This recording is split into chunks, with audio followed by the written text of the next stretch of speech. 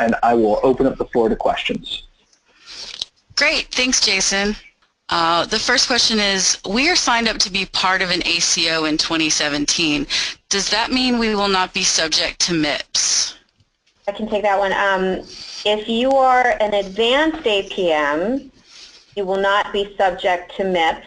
All other APMs are subject to MIPS. There are a couple of APMs, such as MSSP Track 1, which are considered MIPS APMs. So for example, if you're MSSP Track 1, the quality measures that you're going for as part of your APM, that will be your quality score for MIPS. So they're not asking you to do MIPS quality measures and your APM quality measures. So the goal of a MIPS APM is to align what the APM is, performance goals are, with the MIPS program.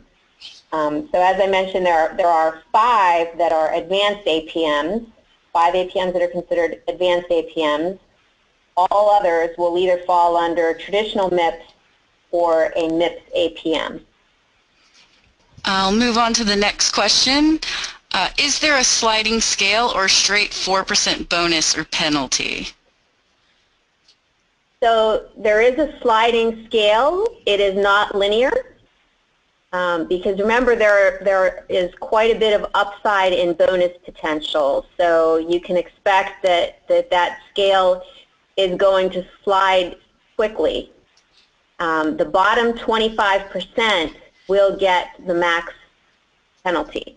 The next question, is there a minimum for providers that have to participate? I have seen where it was a minimum of 10,000 billed to Medicare or a certain number of patients. Yes, it is, and we actually covered that. It's 30,000 in billings or more than 100 Medicare patients. A follow-up to that question, if someone doesn't participate, and I guess if they don't qualify, then they don't get an adjustment. Is that correct? Correct. You are not subject to MIPS. Also, if it's your first year in Medicare, you are also not subject to MIPS. If March 1 was your first, you just joined Medicare as a Part B Medicare provider on March 1, you are not subject to MIPS in 2017. You will start January 1 of 2018. We have another question. Do you have to have an EHR to participate in MACRA? Yes. It has to be 2014 certified. The next question, are hospitals and hospitalists subject to MACRA and MIPS? So all Part B payments are subject to MIPS, including inpatient.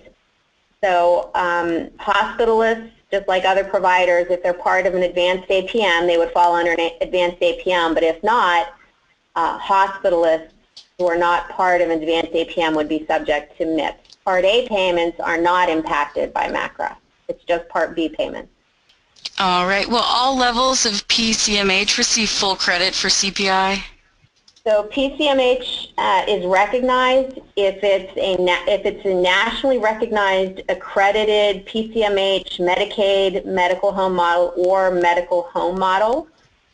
So, nationally recognized, accredited by the Accreditation Association for Ambulatory Healthcare, the NCQA, the Joint Commission designation, or the Utilization Review Accreditation Commission, the URAC. Those all would count. All right, the next question, are federally qualified health centers subject to MACRA and MIPS? The service provided under an FQHC under the all-inclusive payment methodology are exempt from MIPS.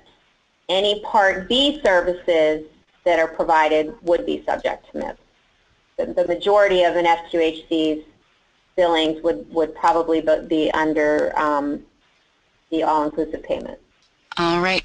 Next question. Where do we submit our data? Is it to CMS or can we do that through our EHR? You can do that through your EHR. You can do that through the qualified registry. There are multiple mechanisms for submitting. All right. How do I apply for the exclusion from MACRA? You can have the advancing care information performance category reweighted to 0 due to hardship. And you have to submit an application for that no later than March 31st of 2018.